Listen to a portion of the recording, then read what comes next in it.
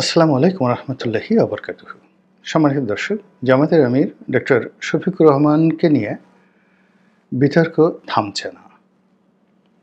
তার কথা, তার কর্মকাণ্ড, তার যে গতিবিধি, নড়াচড়া সব কিছুই অনেকের নিকট অস্বাভাবিক মনে হচ্ছে। তাকে নিয়ে প্রশংসাকারী যারা রয়েছেন তাদেরও বাড়াবাড়ি আছে। আবার তার যারা সমালোচনা করছেন তারাও কিন্তু খুব নির্মমভাবে, নির্দয়ভাবে, নিষ্ঠুরভাবে তার একটি সাধারণ অভিব্যক্তি বা কথাকে এটিকে এতটা জটিল আকার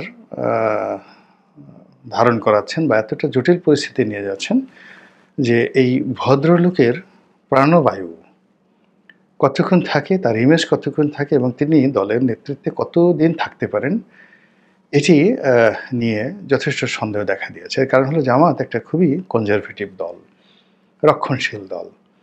এখানে যারা আমিরের পদে ছিলেন অতীতকালে তারা সবাই একেবারে খুব কম কথা বলেছেন, এবং অতীতে যারা একটু কথা বলার চেষ্টা করেছেন সবাই কিন্তু বিপদে পড়েছেন।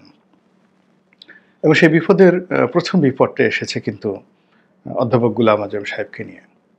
2009 সনে তিনি একটা সাক্ষাৎকার দিয়েছিলেন এবং 71-এর মুক্তিযুদ্ধ নিয়ে তিনি তার যে কথাগুলো বলেছেন সেই কথার প্রেক্ষিতে এইরকম একটা অ্যাঙ্গার সৃষ্টি হলো এই সমাজে, যার জন্য এই যুদ্ধাপরাধের যে বিচার, এই বিচারটা করার জন্য আওয়ামী লীগ রীতিমতো একেবারে বাধ্য হয়ে গেল। এর কারণ হলো যেদিন এই অর্ডিন্যান্সটা পাশ হলো, এই প্রস্তাবটা গৃহীত হলো সংসদে, ওদিন কিন্তু আমি ছিলাম, মানে পার্লামেন্টে ছিলাম এবং আমি নিজের সাক্ষী। আইনমন্ত্রী চাননি এরকম হোক, তারপর স্পিকার চাননি যে ওই বিষয়টা আলোচনা হোক, কিন্তু প্রয়াত মাহমুদুস সামাদ সংসদ সদস্য, মাননীয় সংসদ সদস্য, তিনি একটা প্রস্তাবনা দিলেন এই যুদ্ধাপরাধীদের বিচার সংক্রান্ত বিষয়। আর ওটা নিয়ে সংসদে আলোচনা করতে করতে এমন একটা পরিবেশ সৃষ্টি হলো, ওই পুরো সংসদের যে পরিবেশ পরিস্থিতি না ছিল শেখ হাসিনার অধীন নিয়ন্ত্রণে, না ছিল স্পিকারের নিয়ন্ত্রণে, না ছিল আইনমন্ত্রী কামরুল সাহেবের নিয়ন্ত্রণে। ফলে ওটা খুব অল্প সময়ের মধ্যে একেবারে গৃহীত হয়ে যায়। এরকম আমাদের বাংলাদেশের যে সেন্টিমেন্টগুলো, সেই সেন্টিমেন্টের কারণে এই যে দেখুন শেখ হাসিনা রাজাকার বললেন, রাজাকারের নাতিপুতি বললেন, একটা গালি দিলেন। তো এটা নিয়ে এরকম একটা অ্যাঙ্গার সৃষ্টি হলো, সেই অ্যাঙ্গার কিন্তু দমন করা যায়নি।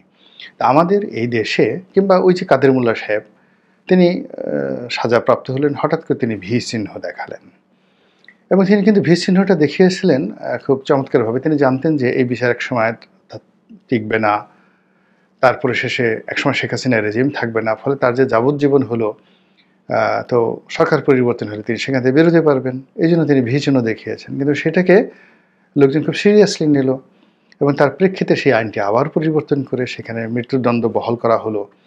এই পুরো বিষয়গুলো মানে আমাদের যে রাজনীতির কৃষ্টি এবং কালচার, সেই কৃষ্টি এবং কালচারে মানুষ যখন অধৈর্য হয়ে যায়, মানুষ যখন খুব সমালোচনা করে এবং একজন আর একজনকে ভুল বুঝে, তখন তার পরিণতি সর্বক্ষেত্রেই খুব মারাত্মক হয়ে পড়ে এবং যেটির কবল এখন ডক্টর শফিকুর রহমান পড়েছেন। ডক্টর শফিকুর রহমানের সাথে অন্য জামাত নেতাদের ডিফারেন্স আছে। এর কারণ হলো তিনি হোমোজেনিয়াসলি জামাত নন এবং হোমোজেনিয়াসলি তিনি রাজাকার নন, আলবদর নন। তিনি একসময় জাসদের রাজনীতি করতেন, মানে জাসদ ছাত্রলীগের রাজনীতি করতেন এবং সঙ্গত কারণে আওয়ামী লীগের সাথে তার একটা ভালো সম্পর্ক ছিল। জাসদের ফাদার যে অর্গানাইজেশন সেটা তো ছাত্রলীগ, ছাত্রলীগ মানে মুজিববাদী ছাত্রলীগ, এবং সেখান থেকে তারা আলাদা হয়ে গেল। তো জাসদের সেই রাজনীতি থেকে তিনি এখানে এসেছেন এবং আমির পর্যায়ে পৌঁছে গেছেন। ফলে সত্যিকার অর্থে মুক্তিযুদ্ধ সম্পর্কে, আওয়ামী লীগ সম্পর্কে তার ভিতরে একটা দুর্বলতা থাকবে, এটাই স্বাভাবিক। এবং এখানে যাকে বলা হয় রোনাল্ড রিগানের একটা বিখ্যাত বক্তব্য, তো তাকে একবার প্রশ্ন করলো, তিনি তো রিপাবলিকান দলের, এখন ডোনাল্ড ট্রাম্পের যে দল, এই দলের প্রেসিডেন্ট ছিলেন। তো সাংবাদিককে একবার জিজ্ঞাসা করলেন যে আপনি সেই রিপাবলিকান প্রেসিডেন্ট হওয়ার সত্ত্বেও আপনি ডেমোক্র্যাটদের ব্যাপারে অনেক বেশি উদার এবং তাদেরকে অনেক সুযোগ সুবিধা দেন। কারণটা কি? তো তিনি খুব কৌতুক করতে পারতেন। তিনি হেসে বললেন যে, "এটা একটা সিম্পল ম্যাথ, খুব সাধারণ ঘটনা। এর কারণ হলো একটা সময় আমি তো ডেমোক্র্যাট ছিলাম। তো কাজেই তাদের প্রতি আমার যে দুর্বলতা, সমর্থন এটা আমি কোনোদিন ভুলতে পারব না। এক্ষেত্রে আমি কাজটা করছি।" সবাই হেসে দিল। এখন ডক্টর শফিক ঠিক টিপিক্যাল গোলাম আজমের মতো হতে পারবেন না, কাদের মোল্লার মতো হতে পারবেন না, মকবুল সাহেবের মতো হতে পারবেন না, আব্বাস আলী খানের মতো হতে পারবেন না, আলিয়া আহসান মুজাহিদের মতো হতে পারবেন না, কামরুজ্জামানের মতো হতে পারবেন না, কিংবা তিনি মীর কাসিমের মতো হতে পারবেন না। এর কারণ হলো তার শুরুটা হোমোজেনিয়াসলি স্বাধীনতা বিরোধী হিসেবে তার জন্ম হয়নি, কিংবা রাজাকার হিসেবে তার কোনো অ্যাক্টিভিটিস নেই, তার এবং তার পরিবারের কারোরই নেই। এবং সিলেটে তিনি যে পরিবারে এসেছেন তার বন্ধুবান্ধব থেকে শুরু করে প্রায় সবাই সব দলের। তিনি একটা মেডিকেল কলেজ এর share holder, Sylhet Osmani medical না, সিলেট মহিলা মেডিকেল কলেজ হাসপাতাল, এটা খুব লাভজনক একটা প্রতিষ্ঠান। তো এখানে প্রায় 92, 93 জন শেয়ার হোল্ডার আছে, বেশিরভাগই লন্ডনের। তো এর মধ্যে আওয়ামী লীগের আছে এবং লন্ডনের সেরা ধনী বেশিরভাগ শেয়ার হোল্ডার আওয়ামী লীগের, বিএনপির আছে, তারপর অন্যান্য ধর্মের আছে, এবং জামাতের বলতে তিনি এবং তার ভাই তাদের সামান্য দুটো শেয়ার আছে। তার ভাইয়ের কিছু শেয়ার আছে, আর তার কিছু শেয়ার আছে। তাহলে চিন্তা করেন যে তার ডাক্তার হিসেবে বেড়ে ওঠা, ডাক্তার হওয়া, এবং অনেক আগে সিলেটের মতো জায়গাতে এরকম একটা মেডিকেল কলেজ তিনি দিয়েছেন, যেটি সকল দলের সঙ্গে তার সম্পৃক্ততা রয়েছে। ফলে তার যে উঠা ভরসা, তার যে চালচলন, তিনি অনেক আগের থেকেই কেবলমাত্র রাজাকারদের সাথে তার বন্ধুত্ব নয়, কেবলমাত্র জামাতের সাথে তার বন্ধুত্ব নয়, কেবলমাত্র পাকিস্তানিদের সাথে বন্ধুত্ব নয়, তিনি তার অবস্থার কারণেই একটা উদারনৈতিক পরিবেশে তিনি বড় হয়েছেন এবং সেইভাবে তার কথাবার্তা বের হয়ে যায়। এবং বের হওয়ার কারণে কি হলো, জামাত নেতা হওয়ার সত্ত্বেও তিনি বললেন আল্লাহর রাসূলের সেই মক্কা বিজয়ের অনুকরণে তিনি বললেন, আমরা আওয়ামী লীগকে ক্ষমা করে দিলাম। এখন তার এই উদারতা নিয়ে তিনি আশা করেছিলেন, বিকজ তার যে শিক্ষা, তার যে লেভেল এবং তার যে চিন্তা চেতনা, তিনি তো ইসলাম বলতে মওদুদির ইসলামটা এখনো তিনি বুঝে উঠতে পারেননি। তিনি ইসলাম বলতে আল্লাহ রাসূলের ইসলাম বুঝেন। মওদুদের ইসলাম যদি বুঝতে হয় তাহলে তাকে একেবারে গোড়ার থেকে ছাত্র শিবির করে করে করে করে করে মওদুদিবাদ কি, ওহাবিবাদ কি, এটাকে তার মনোমস্তিষ্কে ঢুকাতে হবে। তো ফলে কি হতো, তিনি সেই ইবনে সৌদের কাহিনী প্রচার করতেন, কিন্তু যখনই তিনি মক্কা বিজয়ের সেই স্মৃতি তার স্মরণে আসলো এবং সেই অনুযায়ী তিনি আল্লাহ রাসূলের মতো উদার হতে চাইলেন, সেই সুন্নত তিনি অনুসরণ করতে গেলেন, তখন তিনি নিজের অজান্তে আহলে সুন্নাত আল জামাত হয়ে গেলেন। এবং এই আহলে সুন্নাত আল জামাত হতে গিয়া তিনি মূলত আব্বাসি, তাহেরি এদের দলভুক্ত হয়ে গেলেন। এবং জামাতের যে ফান্ডামেন্টাল যারা ওয়াজ নসিহত করেন, তাদের সঙ্গে আবার এই যে তাহেরি, আব্বাসি এদের সঙ্গে একটা বিরাট দ্বন্দ্ব এবং সংঘাত রয়ে গেছে। ফলে নিজ দলের মধ্যে তিনি ভীষণভাবে নিন্দিত হলেন, সমালোচিত হলেন, এবং তিনি তার কথা আবার ঘুরিয়ে বলতে বাধ্য হয়ে গেলেন। এটা গেল তার প্রথম অবস্থা। এরপর তিনি তো বাংলা মাধ্যমে পড়াশোনা করছেন, আরবি পড়েননি। তো মাদ্রাসায় যারা পড়েন তাদের যে মন মানসিকতা, কওমিলানি যারা পড়েন, হাফিজি যারা পড়েন, তারপরে শেষে আলিয়া মাদ্রাসায় যারা পড়েন, তাদের যে মন মানসিকতা, এটা বিশ্ববিদ্যালয়ে ইঞ্জিনিয়ারিং পড়ায় বা ডাক্তারি পড়ে, দার্শনিক পড়ে, এটা জীবনে কখনই তাদের একত্রে বসবাস সম্ভব নয়। এবং তার আগে যেমন Kamruzzaman by born Shibir, by born সেই যাকে বলা হয়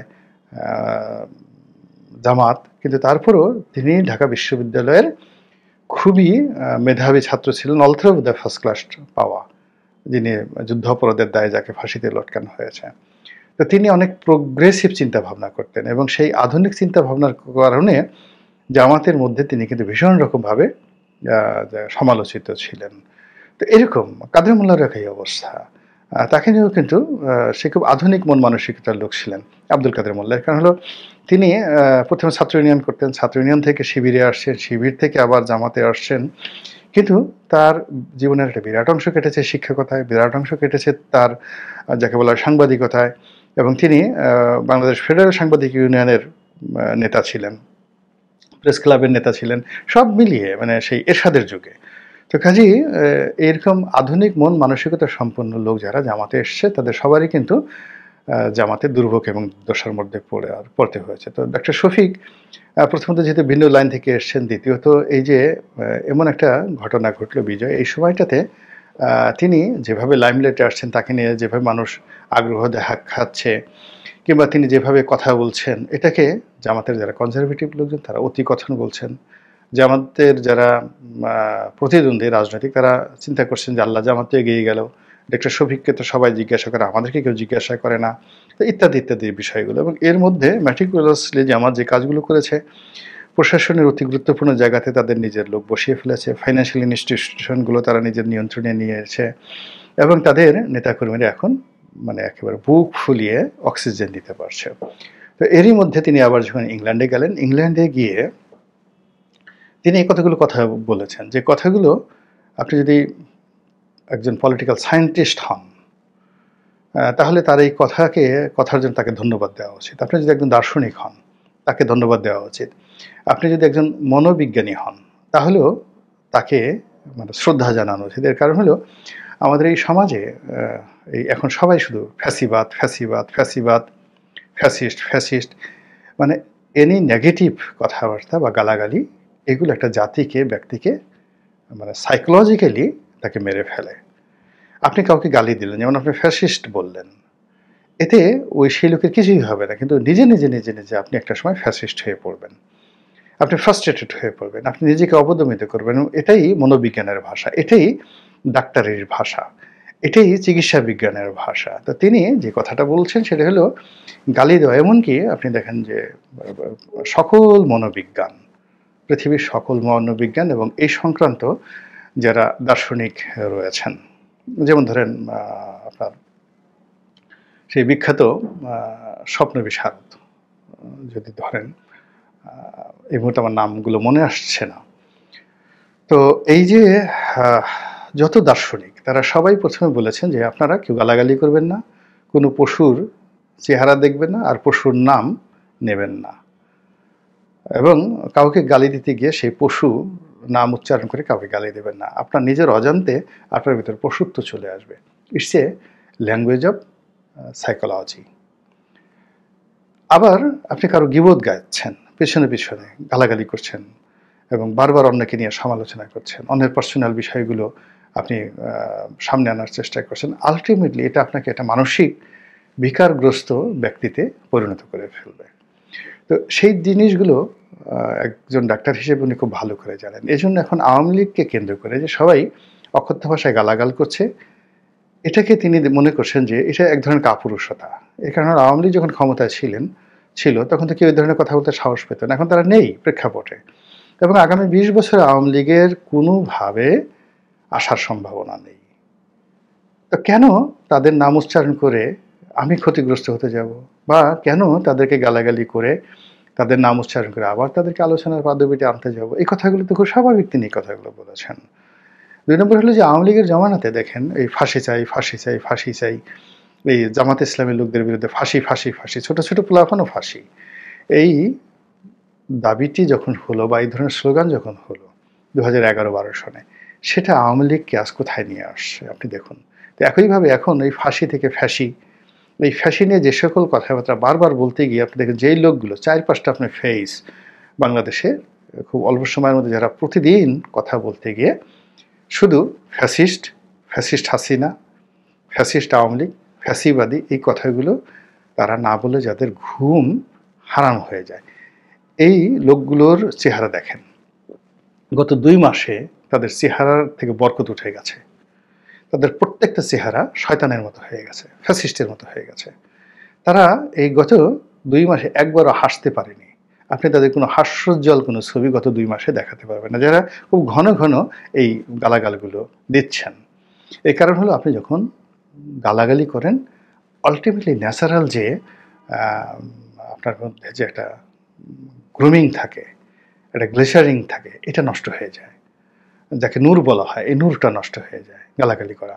ফলে যেই লোকগুলো এই বারবার শুধু ফ্যাসিস্ট ফ্যাসিস্ট বলছে, তারা যাদের গায়ের রং সাদা ছিল তাদের দেখবেন মুখে দাগ পড়ে গেছে, যাদের গায়ের রং কালো ছিল তারা আরও ভূতের মতো কালো হয়ে গেছে, যাদের চুলে একটু হালকা টাক ছিল তাদের আরও টাক হয়ে গেছে, যাদের পেট খারাপ ছিল তাদের আরও বেড়ে গেছে, যাদের চোখে চশমা লাগতো তাদের চশমার পাওয়ার বেড়ে গেছে। মানে সব মিলিয়ে এই অভিশাপ, মানে গালি দিতে গিয়ে নিজের অভিশাপের কবলে পড়ে গেছেন। এবং এই জিনিসগুলো যেন জামাতের লোক না আক্রান্ত হয় এর দ্বারা, বা আমরা এই কাজগুলো যেন না করি, এই বিষয়ে তিনি লন্ডনে বলছেন যে এই ধরনের গালাগালি আসলে উই ডু নট লাইক। এই কথা নিয়ে এখন সবাই বলার চেষ্টা করছে, হায় হায় এই কথা তিনি কি বললেন, এ কী ধরনের অলি আল্লাহ। মানে জামাতের অনেক যারা ওয়াজ করেন তারা এখন তাকে জিন্দা অলি বলে অনেকে তার তেল মারার চেষ্টা করছেন, যে কেউ যদি জিন্দা অলি দেখতে চান তাহলে ডাক্তার শফিকুর রহমানকে গিয়ে দেখে আসেন। এখন সবাই বলার চেষ্টা করছেন এ কেমন অলি, যে অলি এই শেখ হাসিনা এত খুন করলো, জখম করলো, তাদেরকে গালাগালি করতে নিষেধ করে, এ কেমন অলি আবার সেই গোপনে গোপনে আওয়ামী লীগের সাথে সম্পর্ক করার চেষ্টা করে। যদিও মানে এই কথাবার্তা দ্বারা যারা সন্দেহপ্রবণ তারা ধরে নিচ্ছে যে তিনি আওয়ামী লীগের সঙ্গে একটা আঘাত করতে চান, এ কেমন অলি, মানে এই নানা রকম বিষয়াদি নিয়ে। তো এটি আমার জন্য এই যে আলোচনা আমি করলাম, আল্লাহ প্রথমত আমাকে এই যে এই ধরনের গালাগাল থেকে রক্ষা করুন, আমি যেন কোনো অবস্থাতে কোনো মন্দ আচরণ করি না। আর ডক্টর শফি যে কথাগুলো বলেছেন সেই কথাগুলো সারা পৃথিবী তাকে সমালোচনা করলেও আমি ব্যক্তিগতভাবে মনে করি তিনি সঠিকই বলেছেন, এবং এই কথা বলার অধিকার তার আছে। তিনি বয়সে মুরব্বী, প্রাজ্ঞ এবং জীবন যুদ্ধে পরাজিত নয়, সফল একজন মানুষ, সব দিক থেকে সফল। তো একজন সফল মানুষ তার যে কথাগুলো বলেছেন সেই তার সফলতার পর্যায়ে না পৌঁছালে তার সেই কথা সমালোচনা করা, বা তার চেয়ে এক গ্রেড উপরে না থাকলে তার সমালোচনা করার যোগ্যতা কারো আছে বলে আমি মনে করি না।